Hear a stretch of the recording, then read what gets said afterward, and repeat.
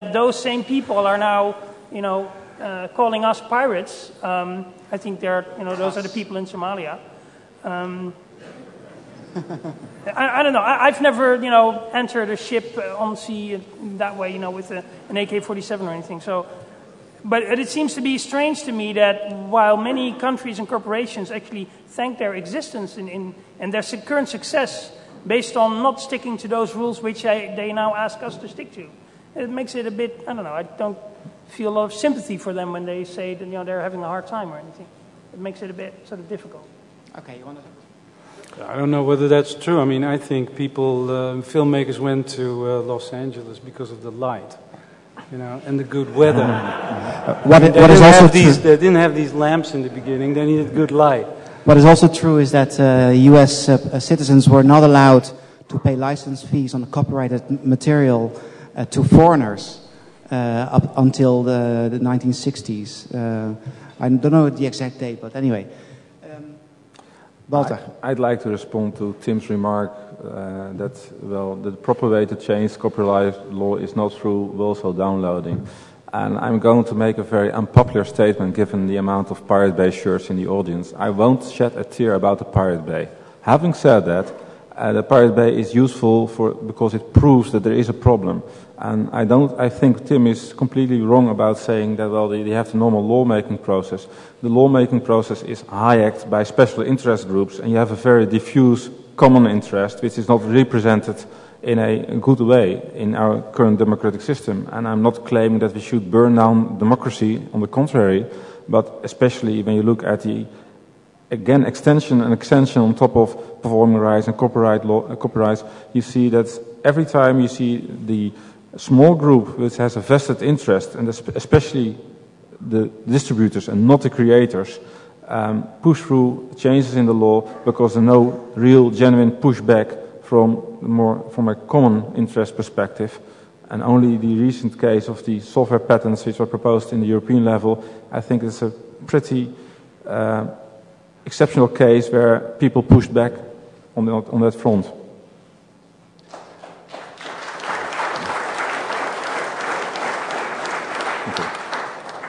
Tim, you want to respond to that before we go to the audience? Yeah, I had a thought about that, but it's sort of... You don't have to. You don't sorry? Maybe you can, if you want to think it over a little bit, you can respond to that later. Okay, let's open up the floor to the audience. I've already seen a number of hands coming up. Please move to the microphone. There's a microphone in the middle. And remember, be concise, but also be polite. Okay, go ahead. Well, I have a funny example of the interests of corporations represented in copyright law. Some quite popular songs from the 50s, which have been recycled numbers of times, are now threatened or at risk of becoming public domain. So, what do the large corporations do? They're not going to land back and say, we accept defeat, it's now public domain. No, they send armies of lobbyists to Europe and our national government to extend the copyright law, to extend the time it's all projected. That's the way that's the way corporations work. We as the people are no longer represented by the copyright law. And your point is that will not stimulate creation of new work by these people who have created that in the 1950s or 60s? No, not at all. It's just in the interest of corporations, not our interest. Well, yeah, okay, but remember, copyright also has the purpose of protecting those who invest in the production of something which is newly created. But okay, you want to respond to that? Yeah, Arjen. First Arjen, then Tim. Yeah. Well, since in Europe most of the countries are still nominally democracies, I think we do get a little bit of sort of the government we deserve. If all of us together, download the hell out of our DSL line, but don't write an email every now and then to our representatives in Brussels, then yes, we're going to get screwed over by lobbyists. I mean, the funny thing is there's many more of us, and we're smarter, of course, yet we keep losing. So obviously we're doing something wrong. Money, maybe? If there are more people in most European countries that have downloaded music or other content than have voted for the current prime ministers of those countries. So why aren't they listening? Well, mostly because we're not saying anything. And so maybe if we would, do, while you're downloading that stuff, I mean, the thing, it takes a while anyway, still. Take some time out and write a courteous email to your member of parliament in Europe.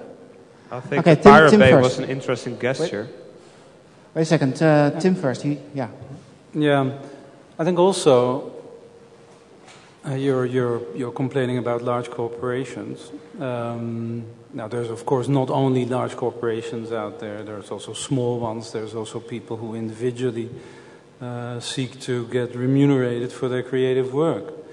The issue is, I think, also, or the thought I have by hearing your remark, is that it's not in the interest of these large corporations or anyone who is distributing a copyrighted work to not distribute it, to sit on it, to lock it up and have nobody listen to it or watch it. The industry, if you wish, and the drive is to create it and to make it available.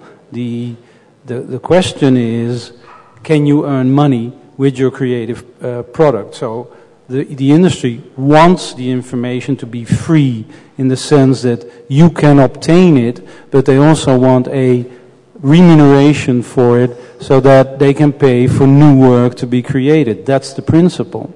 So it's not to lock it up, but to get payment.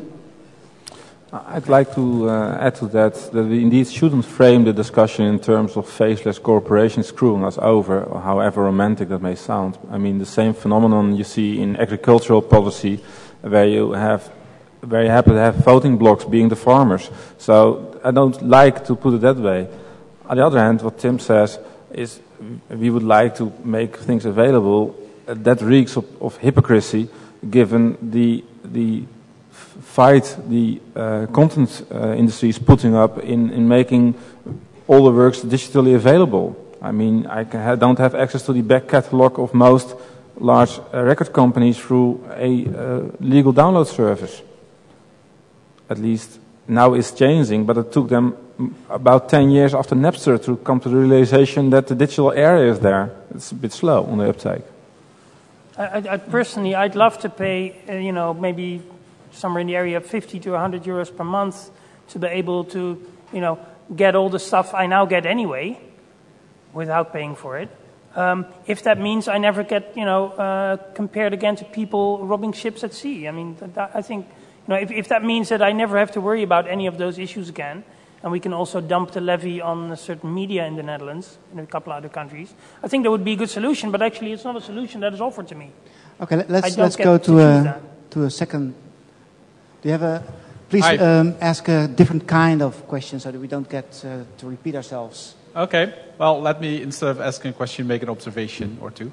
I think it's really scary if we move to one end or the opposite end in this debate, either where everybody copies everything and the content creators can't do anything about it, or the other end where the content creators get to control everything in perpetuity and can push a button and the book disappears from my book reader, that kind of stuff.